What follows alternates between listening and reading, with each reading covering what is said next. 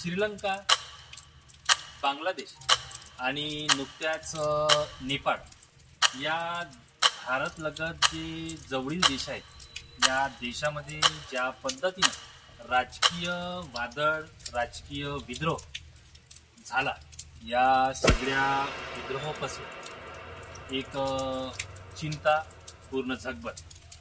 नेपाळ या देशामध्ये ज्या पद्धतीनं तेथील युवा, तेथील जनता ज्यासाठी रस्त्यावर उतरली, त्याचं मुख्य कारण सोशल मीडियाच्या एक प्लॅटफॉर्म जिथून माणसाचा अधिकार, देवाणघेवाण, माणसाचे विचार, राईट ऑफ फ्रीडम या सगळ्या गोष्टीवरती कुठं ना कुठं गव्हर्नमेंटचा हस्तक्षेप, त्यासाठी झालेला विद्रोह आणि म्हणूनच नेपाळ पेटला.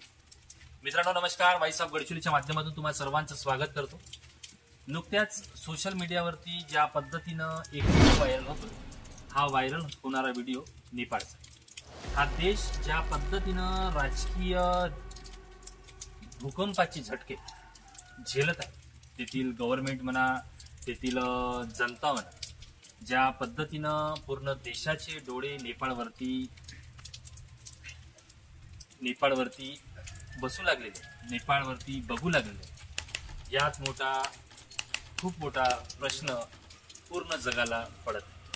मित्रांनो, हा जो राजकीय विद्रोह झाला नेपाळमध्ये, त्याचं मुख्य कारण असं की ज्या पद्धतीनं सोशल मीडियाचे प्लॅटफॉर्म जसं की यूट्यूब, व्हॉट्सअप, फेसबुक आणि ट्विटर, स्नॅपचॅट या ज्या काही सर्वसामान्य जनतेचे भावना म्हणा, व्यवसाय म्हणा, आपण एक्सप्रेस करतो या प्लॅटफॉर्मवर, त्या प्लॅटफॉर्ममध्ये गव्हर्नमेंटनं हस्तक्षेप केलं आणि त्या प्लॅटफॉर्मला बंदी आणली. याचाच विद्रोह नेपाळची राजधानी काठमांडू येथे झाला.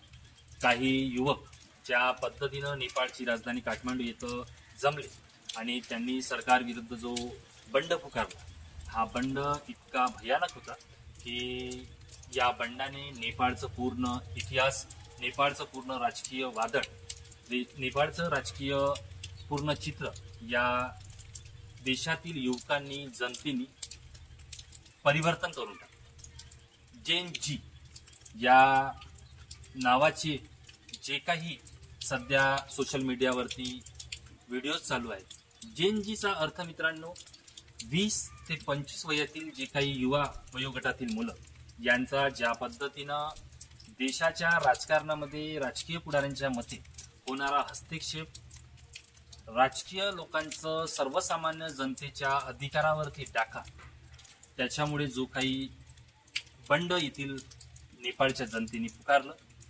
त्याच्यामुळे तेथील पंतप्रधान KP शर्मा ओली यांनी राजीनामा द्यावा लागला. हा विद्रोह इतका भयानक होता की संसद, पंतप्रधान भवन, उपराष्ट्रपती भवन आणि अपोजिशनचं जे काही लीडर्स यांना तात्काळ नेपाळ सोडावं लागलं. मित्रांनो, या नेपाळबद्दल जर बोलायचं झालं तर ज्या पद्धतीनं तेथील लोकांवरती होणारा अन्याय सरते शेवटी एक लेसन आपल्याला देतो की ज्या देशामध्ये बोलण्याचा अधिकार, बेरोजगार, भ्रष्टाचार आणि नेपोटिझम जेव्हा जेव्हा देशावरती फोफावतो, तेव्हा तेव्हा त्या देशातील युवा, त्या देशातील जनता बंड करते आणि पूर्ण देशाला, पूर्ण जगामध्ये एक्सपोज करतो.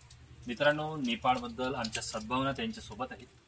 ज्या पद्धतीनं नेपाळचं वाटचाल एक विद्रोहाकडे जात आहे, तो लवकरात लवकर नेपाळ शांत होईल हीच इच्छा आणि येणारा काळ नेपाळसाठी सुखदायक असेल एवढंच बोलतो आणि खूप खूप धन्यवाद.